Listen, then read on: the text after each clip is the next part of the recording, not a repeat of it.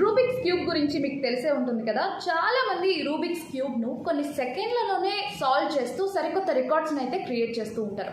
అయితే ఇప్పుడు నేను చెప్పే వ్యక్తి మాత్రం ఏకంగా గాల్లో ఉంటూనే ఈ రూబిక్స్ క్యూబ్ని అయితే సాల్వ్ చేశాడు.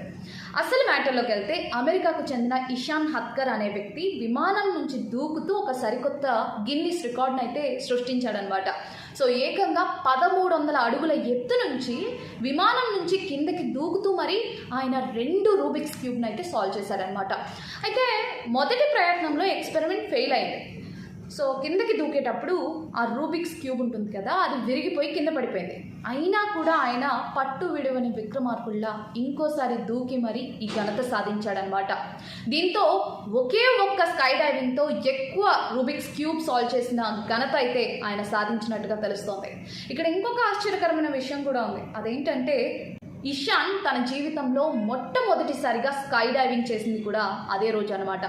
సో చూసారుగా, సో ఫస్ట్ టైం కూడా స్కై డైవింగ్ చేస్తూ ఒక రికార్డ్ని అయితే బ్రేక్ చేసేసాడు.